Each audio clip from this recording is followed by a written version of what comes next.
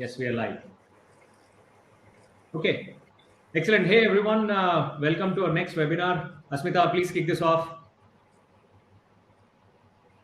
Paulo Coelho once said, one has to understand that braveness is not the absence of fear, but rather the strength to keep on going forward despite the fear. A very good evening to one and all present here. Welcome to How to Ace Your Next Freelancing Interview. Thank you for joining us.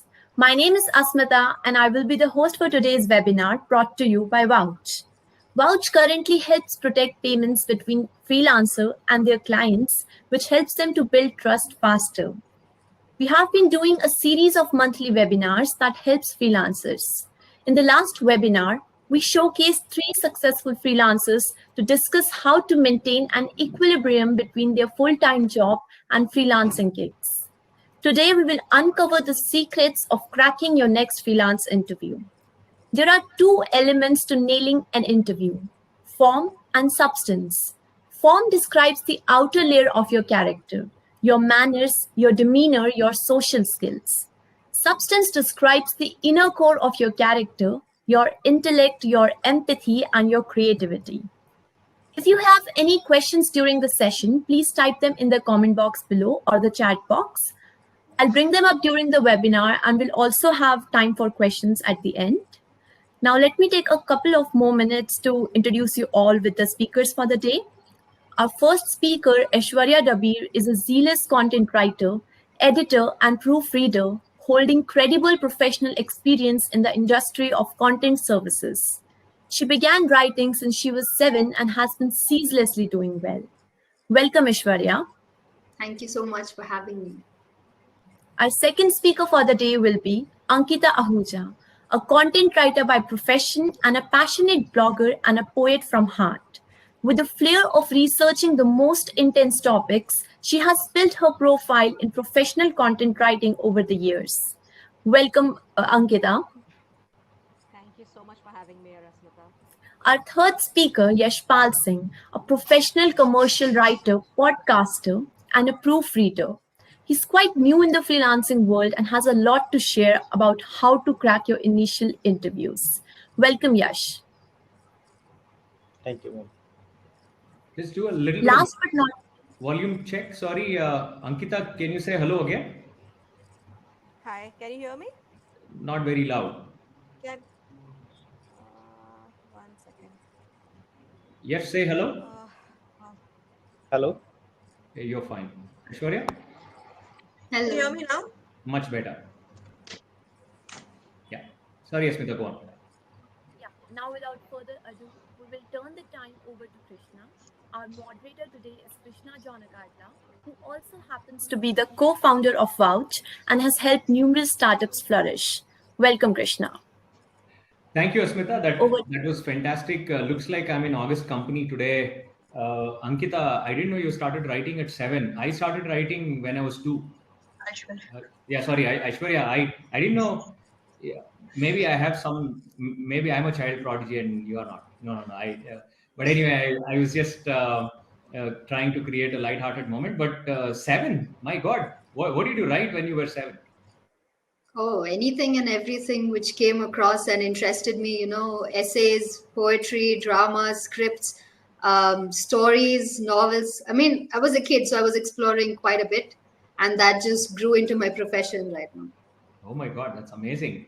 And Ankita, Asmita in her intro mentioned that you have a flair for researching intensely about the topic that you're going to write. And I mean, that is something that's very close to my heart. I can go and branch off on, I can go and refer 1,000 sources just for one article that I want to write. So how did that come about? So I've always been an avid reader. I've always enjoyed reading per se. So I like to get into the depth of everything, So that's the reason why my intensity for every topic comes out, and I try to put in everything that I know about the topic. Then. Interesting. Yes. What about you? So what is it that you do that brings flair to the interviews? I've started my career as a banker. Wow. Yeah. Yes. Go on, we can hear I you. started anchor, but later I found that I'm just doing this job and earning money. I'm always be a good reader, so that's why I'm started to writing a content and blogging. Awesome, So awesome. now I So was here. great. So I just thought instead of doing a traditional introduction, we could possibly jump in and then discuss something interesting about each one of you. But I still think we'll do an intro. But let me set the context here. While the topic is sort of operational per se, where we are saying interviewing, I actually, in my mind, I usually blow up anything small into something larger than life. And I look at the interview as some sort of a relationship building mechanism where you're truly finding out what's of importance to them and what is of importance to you and trying to build a bridge between the two, right? Yeah. I tend to get a little metaphysical and philosophical on most things, so that's how I see it. But otherwise, we will discuss in this session. We will discuss your experiences. What are some unique things that you do when you interview a particular client? Because most people are familiar with the usual. Okay, research the client. Let's not spend too much time on it, but let's go and look at some special aspect, special secret ingredient that you put in that actually changes this whole game, right? Um, and then somewhere in between, we will actually discuss about a couple of stories because we seem to have a good number of content writers here. I will talk about Stephen Pressfield, a very well-known author, and what he does to build rapport with his writers. Sorry, readers. So let's begin with Ankita. Just tell us a little bit about how you got started, and you're always smiling, and then it gives me the impression. Even when we did that, session a couple of days ago, you always had this wide smile. So it looks like you're doing what you love, and you're also having fun at the same time. And so tell us how you got Yeah. started and what keeps you smiling. And it's infectious, by the way. So I'm an accidental content writer. So I was, prior to my freelancing gig, I was part of the corporate world. I was in talent acquisition and recruitment. So I worked there for about 7 years. So it's a transition from one completely different field to the other.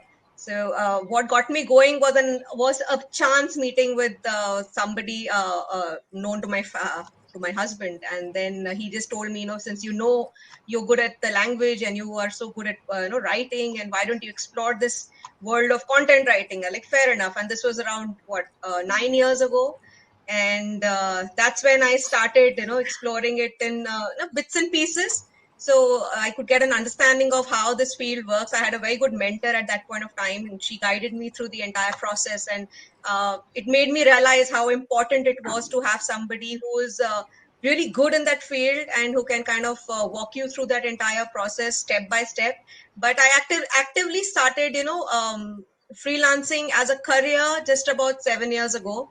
So that's been my freelancing journey so far, basically. Excellent, excellent. And what's the one thing that's different about you other than the researching intensely part? One thing that's different about me is that I build a very good rapport with my Wow. clients. Whether they become my clients or no is irrespective. So the end of the day, I want them to go back feeling and thinking, no, I'm going to come back to her, or I'm going to discuss something else with her, or that I can discuss anything with her per se. So my that is what kind of sets me apart. Business is business. It'll keep going, but that personal connection that you build with a person, that is the most that leaves a lasting impact, basically. And that is what I think sets me apart, because so far all my clients, whom I've spoken with, we have discussions. We may not have projects, but we still have discussions, so that's more important to me. Interesting, interesting. I'll come back to that rapport building part, and I get the feeling that you can add a lot of value to this. Aishwarya, so you've been writing ever since you were a kid, and that's amazing. So take us through that journey a little more, because I heard screenplays, all kinds of exotic stuff in there. And is there some trigger point where all of this started? I wouldn't say trigger point. So let me give you a little bit of a background story. So when I've always been, decently good enough at academics, so I've had the opportunity to go into all of these extracurriculars and sports and cultural, whatever it is, and I've always had my parents' support. So that's when writing was basically a part of it. So I was into other stuff as well, and writing was one part of it. And turns out I was really good at it, so I kept at it for a while. And then, as and when time went on, eventually when I reached college, I had kind of drifted apart from it because of other commitments, obviously. And then I managed to get an internship at Indian Institute of Management, Bangalore. And over there, it was a research-based internship. So there was a lot of researching, a lot of content involved, and that somehow brought me back to my childhood days of, even if it was for writing a story, I would take inspiration from things around me, or everything that's happening. So it took me back to that, and I discovered that there's something called freelancing at that point. So I was like, okay, let's try this out part time. And I started it along with my internship, and I was also doing my master's at that time. So everything was, a bit of a juggle.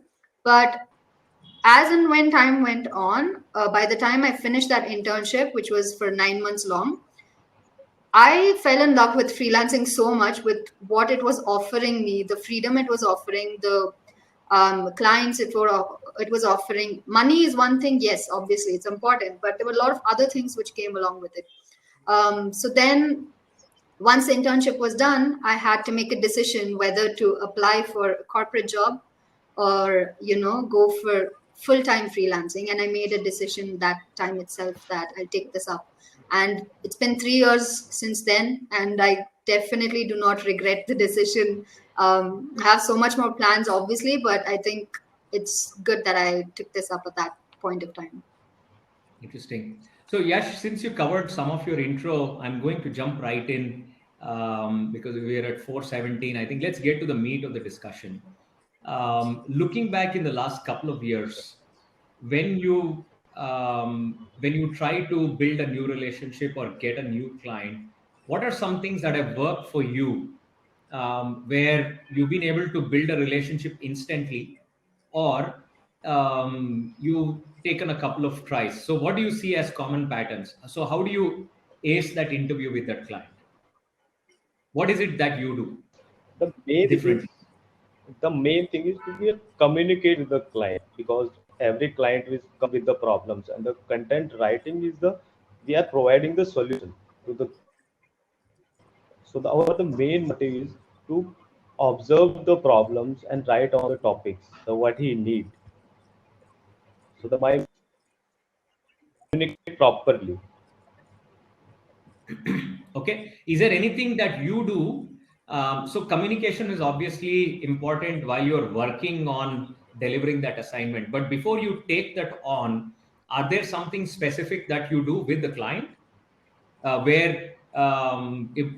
talk to us about an interesting situation that you had where initially it looked like the client was not very convinced about you, and then where you managed to convert that client. Yeah, it's always be a problem with we are talking with the clients, and I'm the new in the industries, so I'm always facing the problems. I've told you the whole story. I get my first client when I started after the 6 month, जब मैंने content writing start किया, और उसके 6 month के बाद में मेरे को एक क्लाइंट मिला जिन्होंने मेरे साथ काम करने के लिए रेडी हुए. So what did you do different in that 6 months when you landed that client? I am observing the clients की क्या है, क्लाइंट से आप किस तरीके से डील कर सकते हो, किस फेज पे जाके. When you directly approach the client, I'm a content writer, I write for you, the client will not agree with at the every point of view. So client will observe you, the ये बंदा मेरे लिए ठीक है, ये मेरे को काम करके दे सकता है, और how to manage his work. So always be a problem for the new writers. So it's about building credibility, is what you're saying. So you show them, you give them a taste of what it's like, and that is how you earn Yes. that trust in the beginning, that you are somebody that they can trust, Yes. right? Okay. Yes. Aishwarya, what if you could take two specific? So first off, let's do a laundry list. Let's do a laundry list where you can say, "Hey, these are 4 or 5 things that will help you ace your next client interview." Okay, let's go through that, and then we'll jump right in and discuss a couple of unique situations that you may have had. Okay. So I would say number one would be, regardless of whether it's a new client or an existing client, when they approach you or you approach them, make sure you know about them, right? So initially what I do, if it's a brand new client, I send them, supposing, for example, a Google form, which collects their basic data. Like, it can be their website, it can be their pain points, whatever they have, and what they would like to discuss with me as well. So before getting on a call, I collect this in advance. So before I get on a call, I can do my research on all of this, on that person who I'm about to talk to and what they do. And why this helps is, it's actually enough for me to just research about the company. But the reason I research about the person as well is because it's going to help you on the call. So the moment you get on a call, I always start off with an icebreaker. You can't just jump off into saying, okay, now tell me about your project requirements. That is probably a red flag for the client call to just, go bad. So always start with an icebreaker. You can say that, hey, I, looked up your profile and I found this one aspect about you very interesting. It was a great initiative. Can you tell me more about that? And in the process of them answering, you get to know more about them. Are they a strict person? Are they a formal person? Are they someone who's comfortable to share things with you? And you'll get an idea of how the call might go based on what they answer. Right. After that, just give a quick intro of yourself if it's required or if they ask. Then move to the next part. And always, you drive the conversation. The first client call which you have, don't allow the prospect, the client, to drive the call. You yourself drive the call, because you are the one doing the work in the end. You just get down your requirements. So you've done your research. So ask whatever questions you have, make a to-do list in advance, that these are the questions you need to know from them, the answers you need to know from them.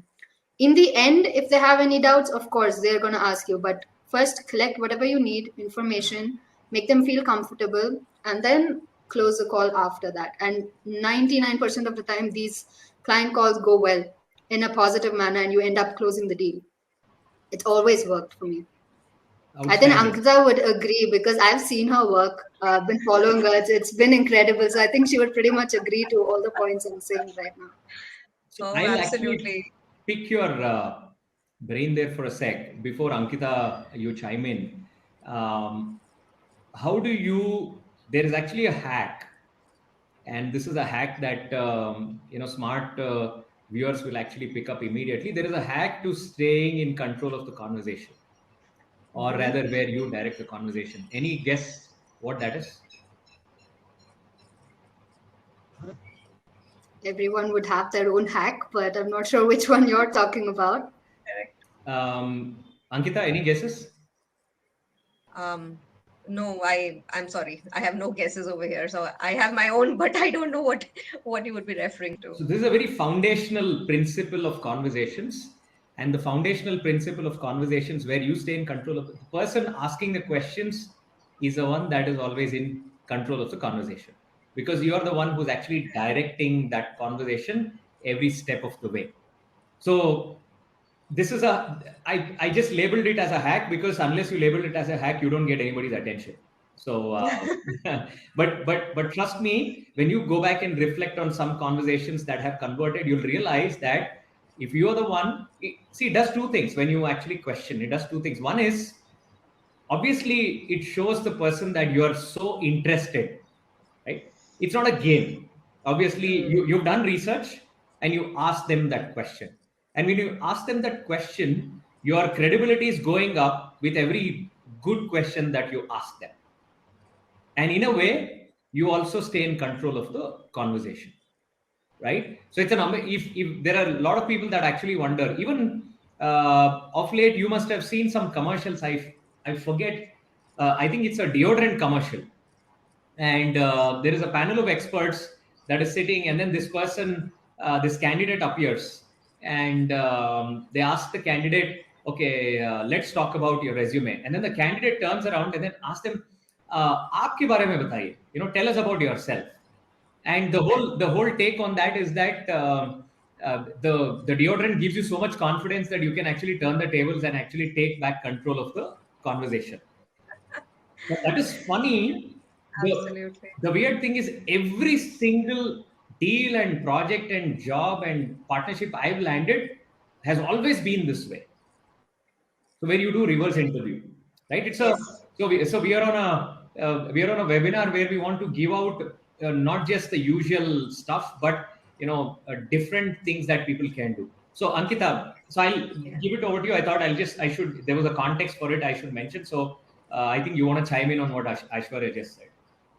No, so I agree with what Aishwarya just said. And for me, see, research and the company research, the business research, all of that is mandatory. It goes without saying. There is no two ways about it. But what I also like to get into is the person per se. So I also research their profile. I go through their socials, their feeds, and to get a feel about how the person is. If suppose, let's take for example LinkedIn. If the person is on LinkedIn, going to see what their profile is, where they are from, which are the companies that they've worked with, what are the kind of what's the background that they have. So a lot of people who put up a lot of stuff on LinkedIn may not always chime in with what they actually do. So yeah, I read the profile, make notes of my own before I get on a call with the person, because then that helps me kind of trying to break into the psychology of a person in a way, and then that helps me to lead the call.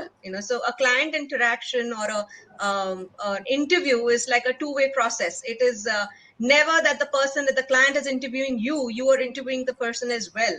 Right. It's as simple as that, basically. So Right. that's my go-to thing when I start off with any call. Right. So let's jump into the other part, which is some hygiene factors that you can think about, the must do's. Right. So the must do's, the basics that you need to get right when you are actually going to get into that interview with the client, or we'll call it a discussion. Right. We'll call it a discussion. So what are the must do's? So should I begin? Yes, please go ahead. So, see, coming from the talent acquisition industry, now when we go in for an interview over there, or when we are interviewing the person, a candidate, there's always both parties are doing their bit of research about each other. So your research comes into the picture. That is your absolute must do, basically. Then you're also trying to find out everything about how the company is, how the individual is, how the boss is, whether there are any if you can get some sort of a feeler from the market. And so we try to get a feeler about the person. So in this case, I try to get a feeler about how the people are commenting on the posts, and what people are saying about the post that a client has approached me for. So these are the factors that kind of help you to prepare for interview, prepare for a discussion, basically. And of course the topics that are, or the kind of layout, a general layout that the person has given you, and that kind of helps to build the entire conversation per se. Right. Great. So the research, having past work and understanding the context in which the whole work is actually being proposed, and of course, I think it is wrong to create the impression that everything is like landing $1 million deal. Right? It doesn't need to be as complicated, but it could be something straightforward. If somebody is asking you for, hey, I have this 1 month copywriting project or content writing project, these are the things if you could check all the boxes, which is, okay, I have prior experience with this, but let's understand a little more so that I can contextualize what I have, what Yes. I have done. So the fundamental thing is you just don't want to go there and then, in some sense, vomit all the information, No. because all of that is not relevant. The whole idea is understanding the client, Yeah. and again, everything doesn't need 10 days of research. Yeah. It needs a little bit of contextualization, and we just have to bring in a little bit of relevance to that need and say, hey, these, and obviously, more importantly, at some point in time, you're going to get into commercials, and then say, okay, what this is going to cost. I see one aspect which is, uh, I want to get your both of you to chime in on this, which is, there are two areas in which, for small, I'm not focused on the smaller ones, but where there are slightly bigger things at stake. Because many times, even a small gig can be a stepping stone to something larger. Because if you get the relationship there wrong, of course, you should not be paranoid about every single thing, but still, one is communication style. I think Yash touched upon the communication part. And the second part is even the working style, Correct. right? So the communication style is, okay, what mode do you want me to communicate with you on? How frequently do you want me to communicate with you? Yeah. So those are two parts. And then the other aspect is the expectation management itself, because a lot of trust actually breaks down because of he said, she said, you said, okay, you wanted me to write about this. So do you think an interview process, in the whole interview, getting these two will actually, yes, you've done the basics, you've done the research, you've built a little bit of rapport, but if you want to tie it all together, you do two more things. One is reiterate the expectations that they have laid out, spell it out, and also get the communication strategy and the frequency of communication right. Would you agree with that? Absolutely. So true. So, what happens is at times, when you're kind of going through the entire process of speaking with the client and discussing with the client and everything, somewhere the main objective sometimes gets lost. So, reiterating, like you said, we reiterate whatever expectations have been set by the client in the first, in the first call, or over an email or whatever. You kind of reiterate that, and at times you need to get in that objectivity for the client. He or she may be all over the place. This is what I want, this is what I want, X, Y, Z, A, B, C. You can't do that. So you need to help the client prioritize at times what is it that they really want in A, B, C, D method. Right. Sometimes the client just comes and throws it at you. I want a copy. I don't want copies of these things. I like, what is a priority for you? What is the one thing that you want to start with, and then we move forward, and then we find a way forward. So yes, we also add objectivity to that call, to that interview, basically. I think Right. Aishwarya will agree to. I agree to, I mean, to touch base on what Ankita said, a lot of times people, like, they have a vague idea of what they want. Like, some people, some clients are very specific, which is very good for us because it gives us exactly what we want. But majority of the time, they are very vague. They just know, okay, we need a bunch of this, a bunch of that, a bunch of this. They don't really know if they need it or not. And after that so-called pre-research, which we do, we know that they don't need that.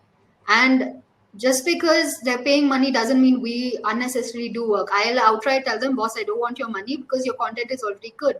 Just do how much is required. So at that point on that call, I'm not just qualifying my clients, I'm also acting as a strategist or a consultant for them, so that it makes the lives of both parties much easier, right? You add an object, give them objectives for themselves to make things clear. Sometimes a client call, instead of 30 minutes, can go to 1 hour or 2 hours if it's a very big thing. So then you will have to touch base on all the points you've covered. So in the end, make a to-do list and tell them, okay, finally, this is what we're going to work on, and our communication strategy is going to be so and so or whatever, and there's going to be no more additions to this. And that's why the so-called freelancing contract is, existing in this world, because we don't want clients to unnecessarily, in between project, tell us, okay, can you please do like 2 copies of this as well? I'll tell, okay, if you want that, I'll add it to the contract at this cost, but I'm not going to add it to the existing contract without, taking additional charge. So there's a lot of processes involved in that. You need to be clear in that as well. And regarding communication, it's best to clear all the doubts as and when. I make it clear to my clients that if I have a doubt, I will communicate with you if required, even 10 times a day, because I do not want to do extra work at the end unnecessarily. And they are fine with that because it's concerning their company and their brand and their business. So they're happy to oblige to whatever we say, as long as you are confident in portraying what you want to tell them. Correct. So, Yash, what was the last toughest client that you had, and how did you overcome any potential objections and land that particular contract or that gig? Uh, And if you could speak up a the little. Yes, the client is we are writing about the website content, and the basic idea of that website content is a mortgage company. We have already written on this topic. They share all the requirements with us, and the finally after the submission, they told us the we are not an agent, we are a broker. The whole process of the change and हमने उनको convince किया कि agent अगर हो आप तो आपको हमको वो चीज़ पहले बतानी चाहिए थी. हमने उनसे ट्राई किया कनेक्ट करने का, फिर उन्होंने बोला कि चलो आप वापस ब्रोकर पे इसको शिफ्ट करो. So the whole 10,000 words will be converted on the broker. फिर जब वो सारा कंटेंट हुआ, फिर उन्होंने बोला कि आपने जो सर्विसेज ली हैं, आपने जो क्राइटेरियाज लिया है, आपने कंट्री स्पेसिफिक लिया है. तो कई बार क्या होता है कि क्लाइंट खुद कंफर्म नहीं होता है कि उसको कंटेंट क्या चाहिए और किस स्पेसिफिक एरिया के लिए चाहिए.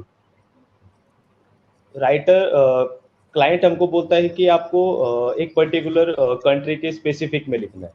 जब हम उसको लिख के देते हैं, देन वो बोलता है कि नहीं, मेरे को ये कंट्री स्पेसिफिक नहीं चाहिए, आप इसको वर्ल्ड वाइड स्पेसिफिक लेके जाओ. So this happened before you started the work or after you started the work?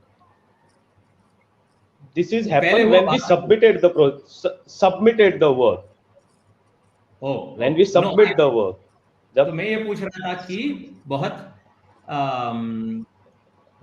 जो डिमांडिंग क्लाइंट था, तो उसको कन्वर्ट करने में क्या मुश्किलें थी और उसको कैसे संभाला?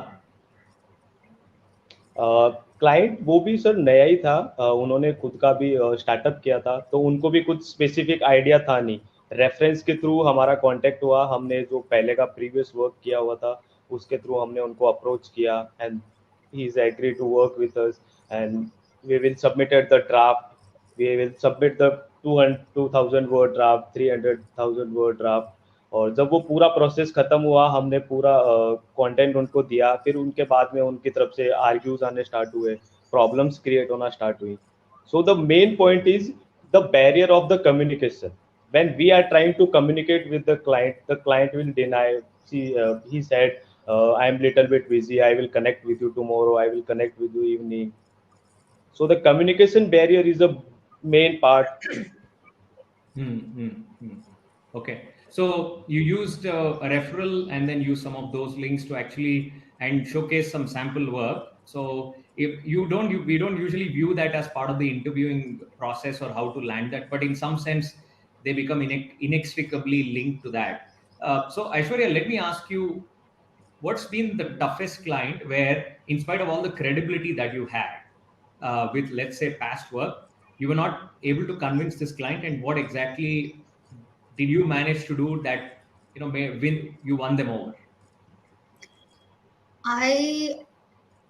To be very honest, I haven't faced such a situation as of yet.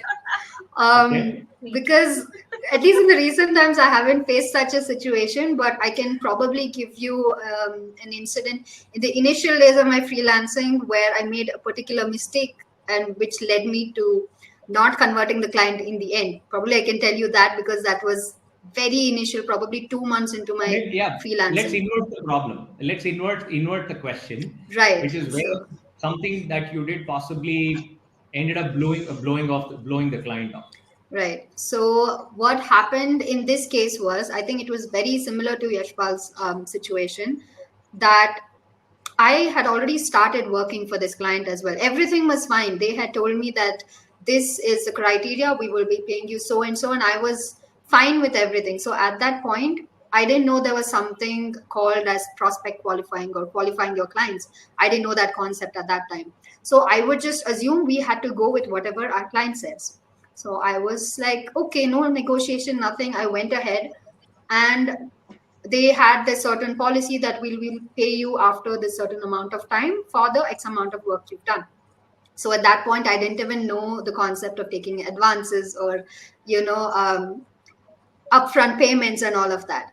So it turns out I worked for 2 entire months, and this was an international client, by the way, initially itself. And till date, I haven't received like how many ever dollars it was, because of all the goof ups which I did. I didn't qualify my clients. I didn't do enough research. I didn't have a contract in hand. I didn't ask for upfront payments. And because I had no contract, I had nothing to sue them on. Like, I had no valid proof to show them, to show anyone that these people have cheated on me or something, you know. So they were um, almost a non-client. yeah, this was, but mind you, this was like 3 years ago. Like I said, it was 2 months into my freelancing career. So it was after this client was when I realized I had, you know, all of these things came into my mind, and I changed my game of freelancing, you know. And then ever since then, I haven't had any such situation. That's why I wasn't able to answer your previous question, because it's never happened to me after that. Ankita, you want to chime in? Share any experience? Yeah, so I also have to be truly honest. I really haven't faced a situation wherein I've gotten on a client call and it's kind of he's been a tough client or she's been a tough client, and I've really had to plead to convert. So far, I've had a pretty good run with my clients because I am very, very careful and precautious while choosing my clients. So it can, again, you can attribute that to the fact that yes, I have faced certain difficult clients in the past. I can give you an example. This was pretty decently, no names obviously, but a pretty big firm in the country, and I'd gotten approached to write blogs for them. This was around 5 years back, and this was to do with the HR industry. And because I come from that industry, I knew that I could do justice to this particular field, and I did all my part. I did my research. He explained the entire concept, what is to be done. I understood.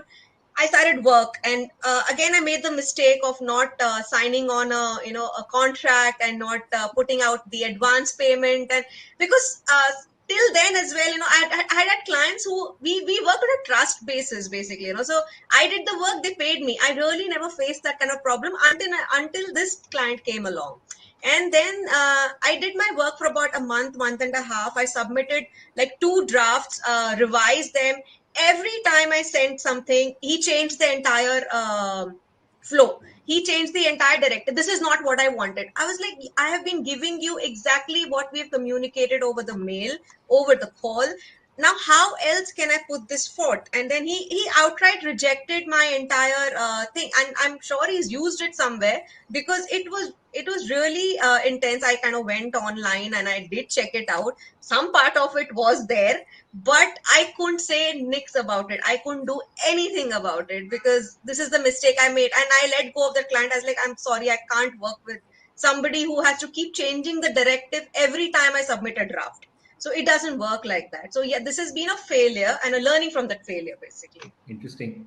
So I think this is a good segue before we go into Q&A. There are some interesting comments that have come up on the live stream, so we'll touch upon that. But there are a couple of things I let me share. I've had I would say a lot of situations, because practically every time, and I think it would be incorrect on my part to mischaracterize them, because they were not freelancing contracts per se. Many of them were larger contracts, sometimes as big as $27 million. But here's what largely has worked, right? There is an element called, so the research has another extension to it that is called domain expertise, right? See, we should always understand that the client. So, for Yash talked about mortgage company. Now, obviously, we will never know enough about. If you are an outsider of mortgage, you'll never know enough, or you'll never know as much as the client knows. But what the client is expecting is you to know enough to get, for them to trust that yes, I think this person can understands and can do what it is. So that is called domain expertise, right? And then the second part is the see, people buy from people. We don't buy from computers. Even behind that SaaS application that we are buying, there is a human behind it. So therefore, people buy. A lot of us, we buy from people who sort of look like us, talk like us. So that rapport building. So you spoke about icebreaker, Aishwarya. I will take that to the next step and say small talk, and maybe building some sort of a personal connect, right? People either have had a similar personal journey or similar experience. So that's a way, that's another way as well. And then of course, because I'm throwing out all these larger ones because I've always worked on something so much bigger, but I use elements of these even when I'm dealing with somebody, even when I'm meeting with when I'm talking to someone, even for a very small assignment, because I want to know that they are actually understanding what we are going through, right? So I think you brought up a couple of other points. One is taking advances and contracts. And I think that is where there are a lot of other aspects as well. If you take payments later, not everyone has an aggressive personality to go back and say, you need to pay me now, or you send reminders. Doing follow-ups are tougher. Even when you take part of the whole gig as an advance, you still have to get paid for the remaining part. So Yes. so that is the whole reason Vouch was built, because we ourselves have lost so much money. One is I still have a contract which is like 4 years old, and they're still paying 5,000 rupees a month, and there's still 1,05,000 rupees outstanding. And I'm embarrassed asking them so many times. So we realize that this problem is pervasive. So Vouch is a way where you can, which is why we built Vouch in the first place.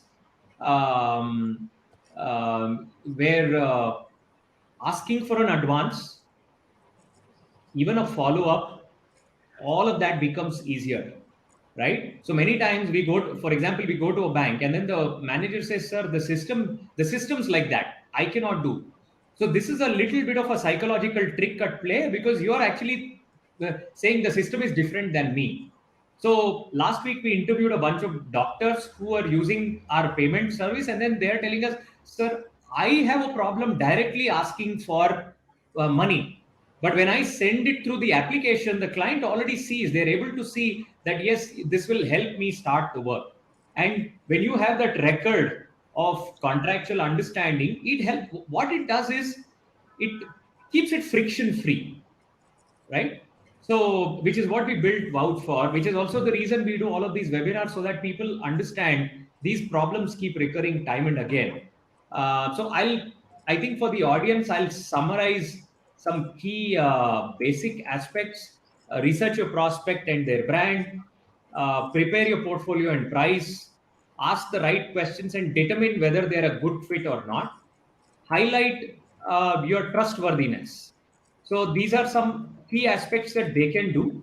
And then the other aspects that also go into that is know your value. What is your value? What value do you bring to the table? And also, if there are some areas where there is room for misunderstanding, clear them right away. Right. So with that, I think let me just look at some comments and Q&A that's come in. Deepak Maurya here is saying, you don't always have to do something different. A lot of times getting better at the conventional works just fine. Just do the basics right. Everything doesn't need to be so clever and witty. I think I agree with him. I usually tend to give the analogy of a hotel room. Most of the time when we go to a hotel room, we just want hot water to come. We want, when you turn on the TV, we want the TV to work. We want the AC to work. We want the room to be clean and tidy and free from smell. That's the basics. Definitely, if you look at the one of the biggest examples where basics work all the time and they're able to do a massive business is McDonald's. Yeah. You get the same thing. Their menu doesn't change, but you get that same consistent basics all the time. I couldn't agree more with him. Jay Mangal Singh is saying, Kaushik Konkala is saying the hack part worked in grabbing my attention. Definitely. Thanks, Kaushik. Jay Mangal Singh is saying, in starting a freelancing as your full time job, what do you think is most important as an experienced freelancer in comparison to the beginner who overlooked those points? Ankita, you want to take that? I think what he's asking is how do you level the playing field with if I'm a fresher, how can I overcome the deficit of experience that I actually have? So, if you're a fresher, so there are a lot of freshers who approach me. How do I begin, and where do I begin, and everything. For as a fresher, I think first you need to identify first whether you really want to do this. Second, what is it that you are really good at? So each of us have our individual standings. We are good at something, we are not good at something. So if you're starting off and you have a good understanding of, say, the HR field, or if you have a good understanding of travel, of small bits, basically try to identify what you are good at. Building a portfolio on that is not going to be a problem if you identify this is what I'm passionate about. For some people, they are very good in psychology, they really like to study the human mind, they are just beginning or they're just starting their career. But if you're good at that, showcase that part of it. Write articles or write blogs based on your understanding, based on your subject expertise, and start bringing it out. You will eventually start evolving. So it is not necessary as a fresher that I don't have experience. What do I show? This is what you show. This is what you bring into the table in the market. I may not know what you are telling me right now, but this is your expertise, and start showing it. The first thing is to start showing what you know, rather than thinking, I don't know this. How can I come into this game? Whether I can do it. These are irrespective. So start with whatever you know. Awesome, awesome. Start with what you know, start with what's possible. And Yeah. suddenly you're doing the impossible. Um, there's another question by great stuff, Ankita. Aina. His question, I think it's a he from what I can make out from the thumbnail, although the name sounds like it's a she. But do you rank experience as an edge or creativity as an edge? I think, Aishwarya, you should answer this. That's a very tricky question, to be honest. Creativity, or what was the other one? Experience. I would say it would probably be a mixture of both. See, in the end, it's all about being on top of your game. Regardless of what it is, you need to know what you're doing.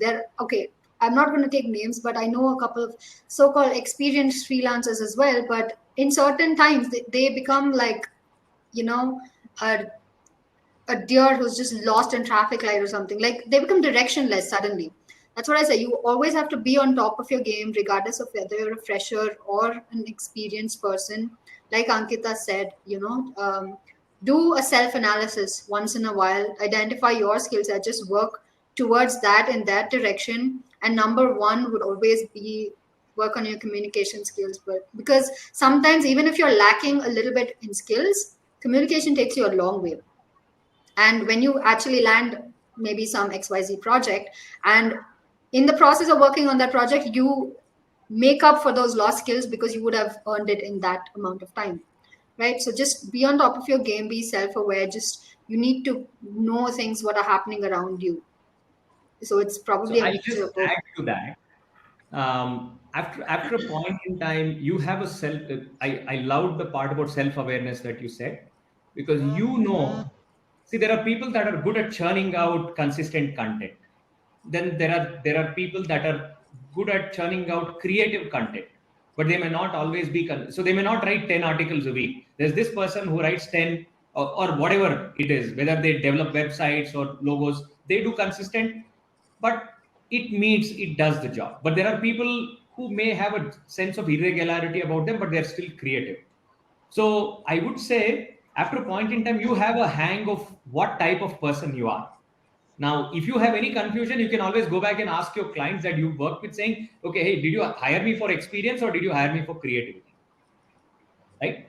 And I think the another angle I would say is what you lack in creativity, many times you can overcome with experience.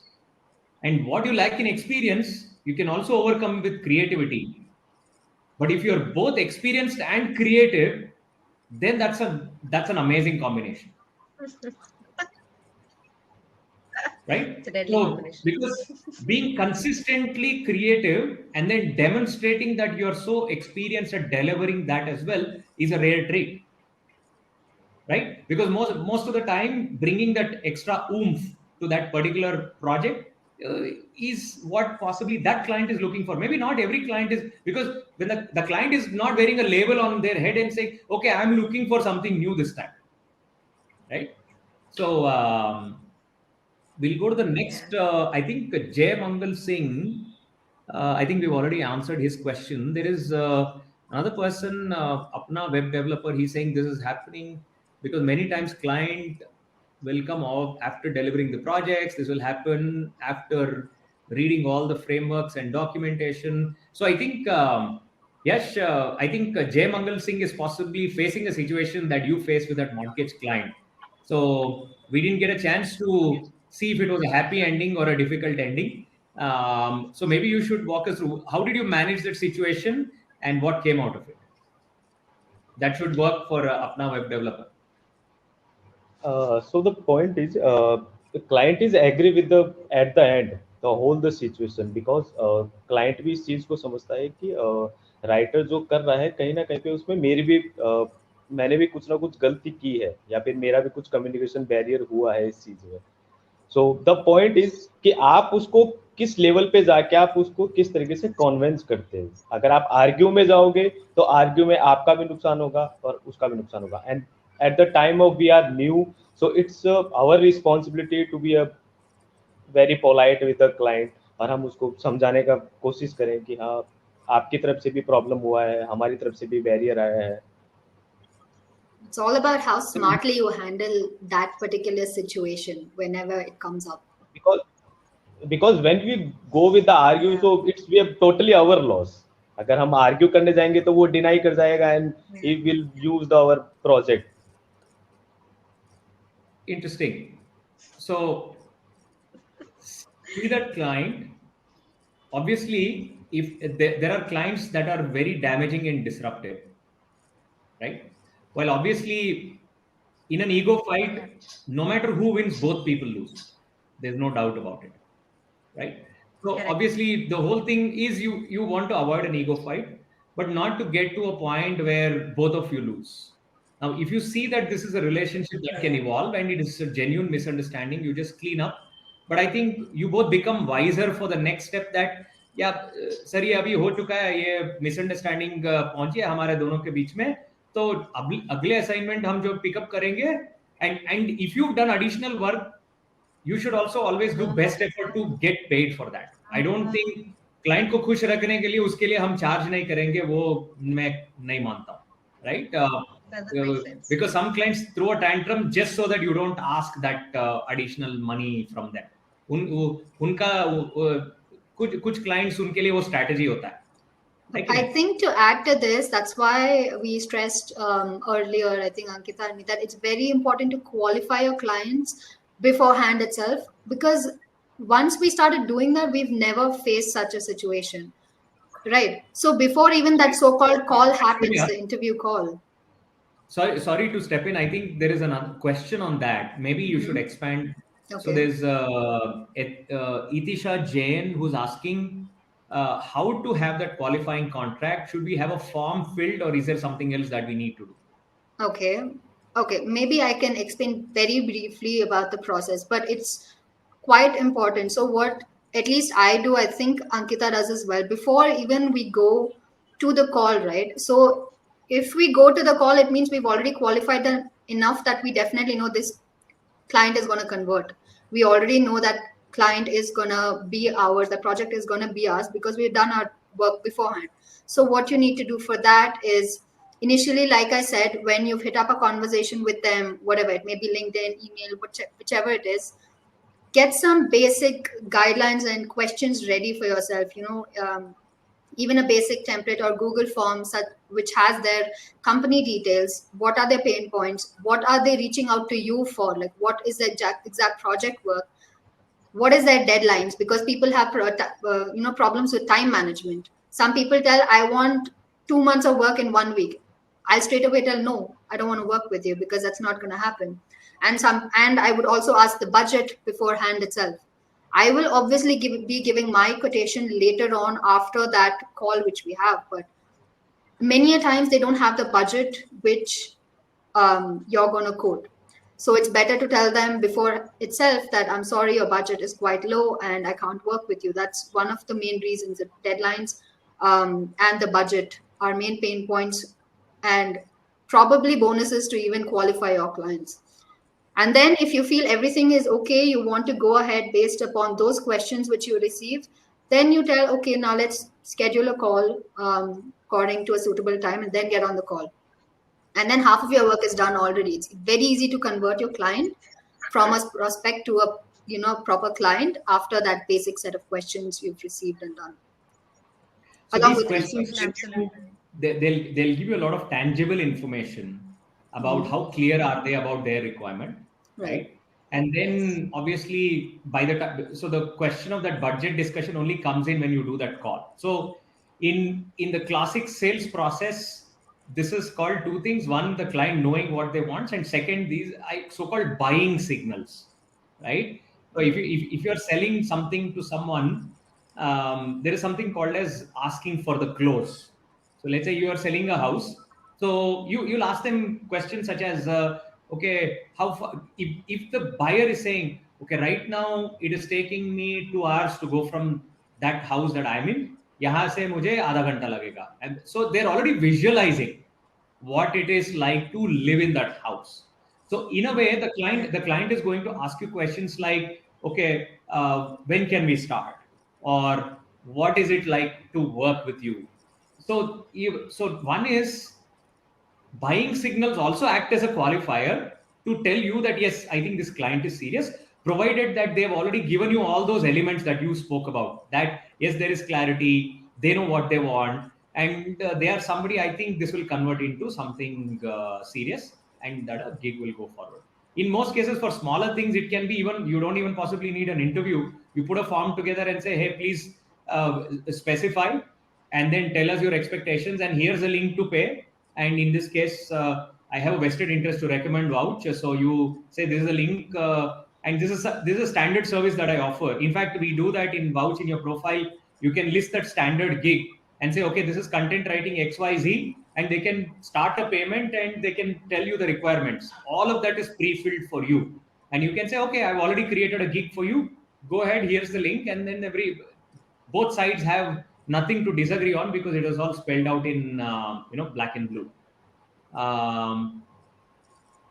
Okay, and there are a couple more questions. I think we are going out towards the fag end of it. We've crossed 5 o'clock.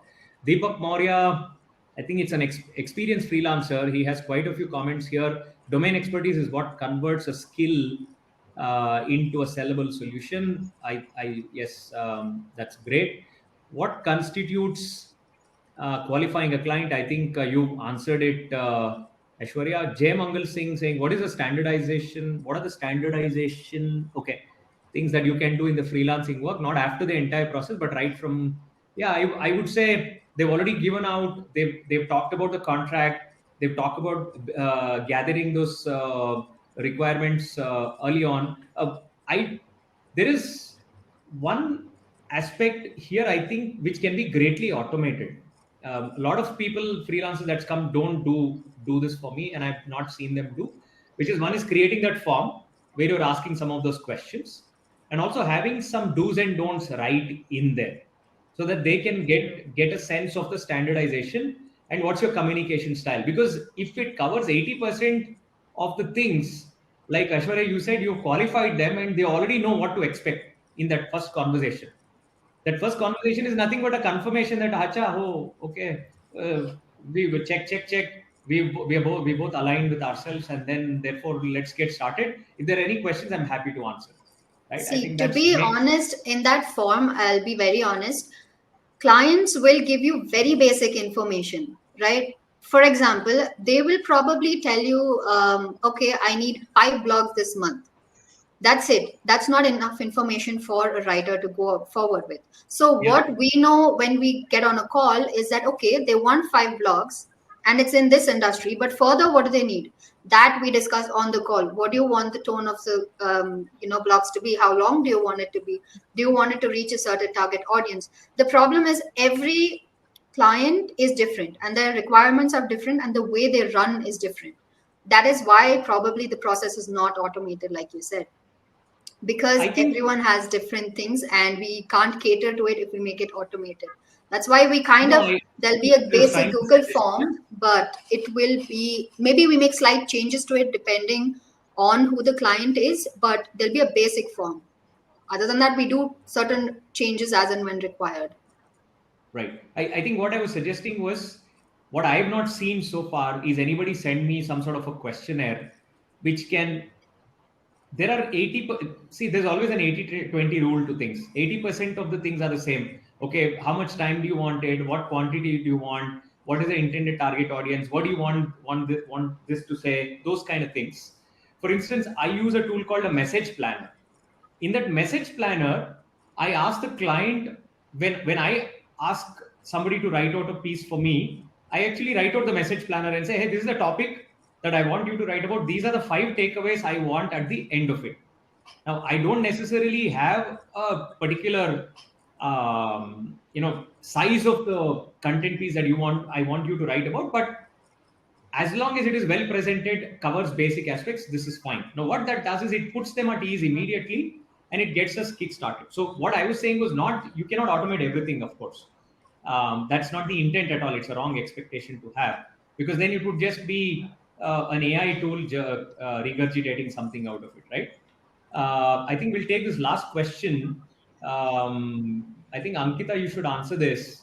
Itisha Jain is asking how to analyze that client is genuine and not a fraud, especially when we get that from a client email.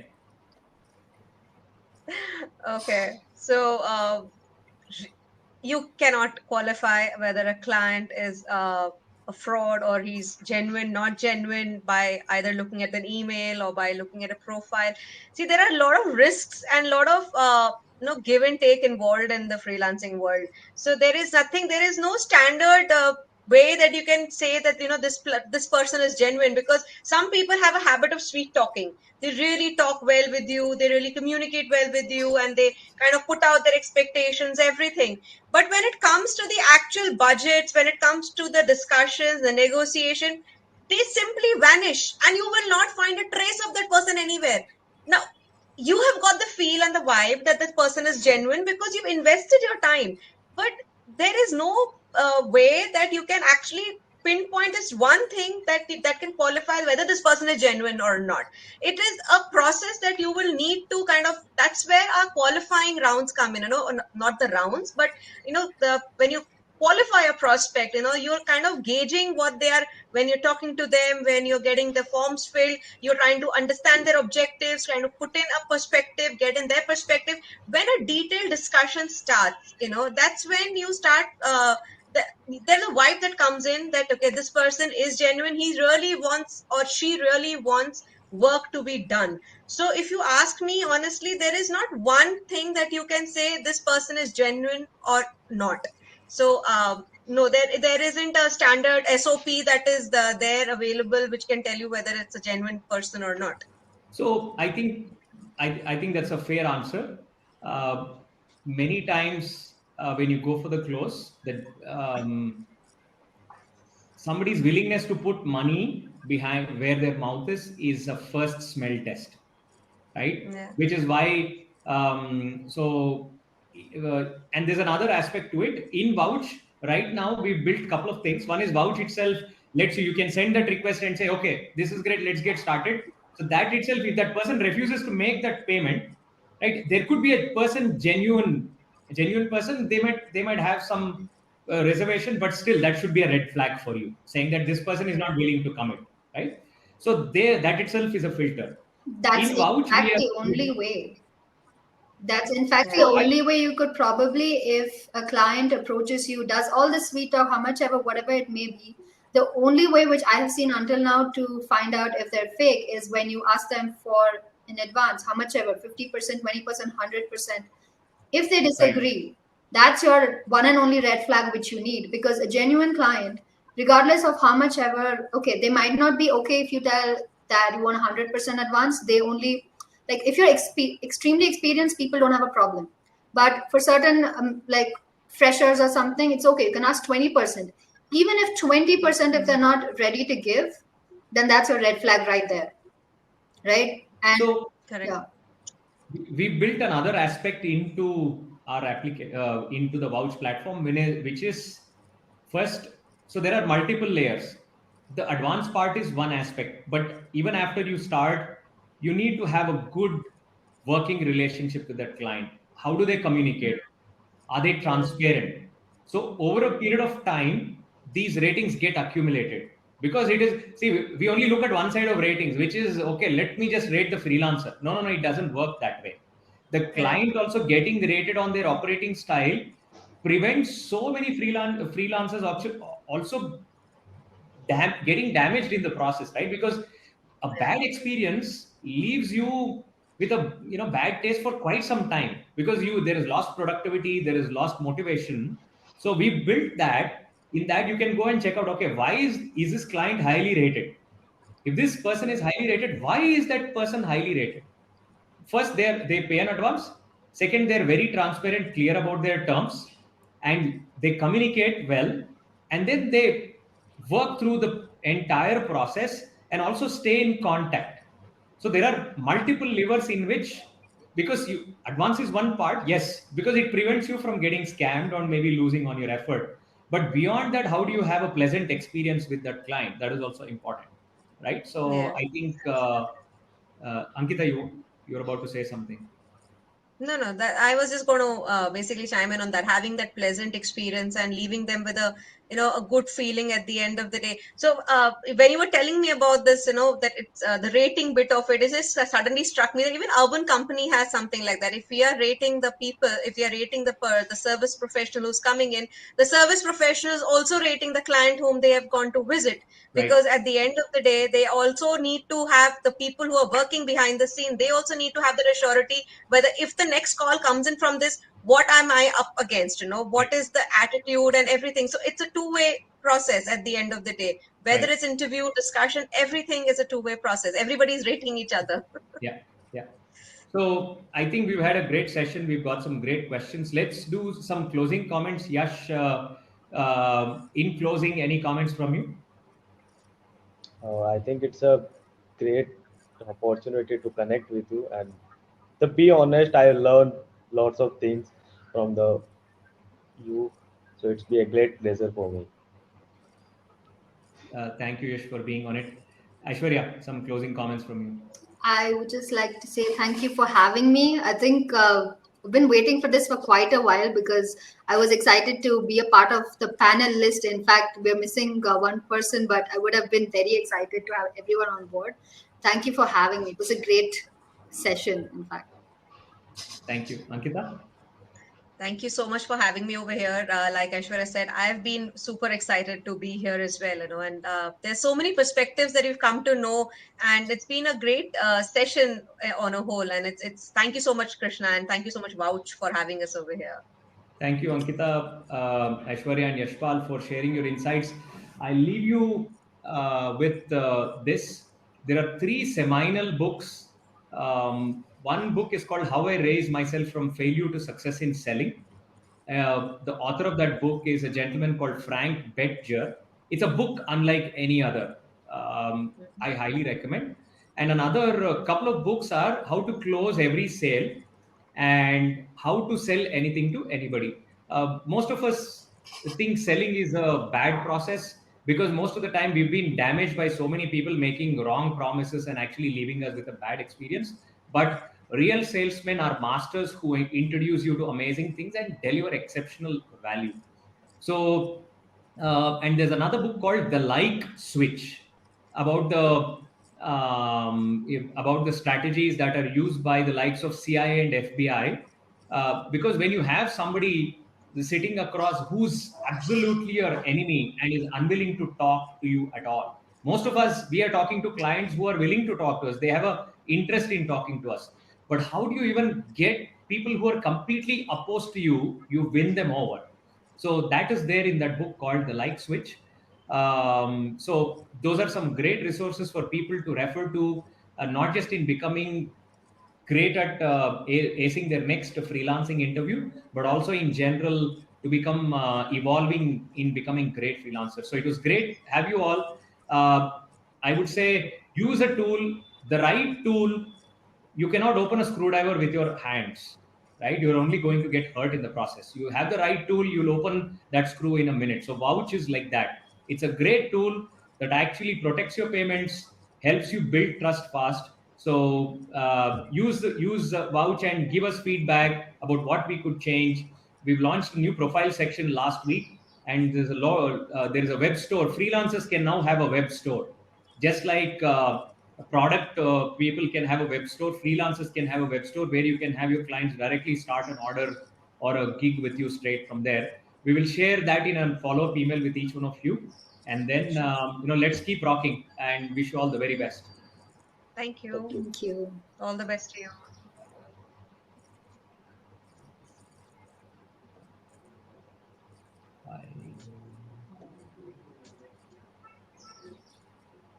Awesome. Give me just 1 second. I'll just put out those book names on that live stream and then we'll conclude.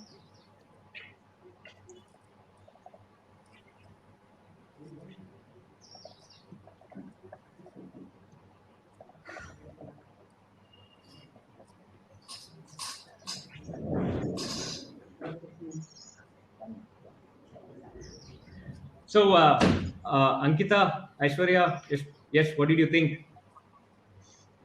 All good, sir. Oh, it's been amazing. Awesome. Great. I think you all had some great points. Yes, your connection was a little feeble, which is why I didn't want people to miss out on some of the things that you would have shared. So I directed bulk of the questions to Ankita and Aishwarya. But you have your own style. I would have loved to hear a little more of some of the tougher times that you would have had. But hey, you know what? There's still always another opportunity. Yes, absolutely.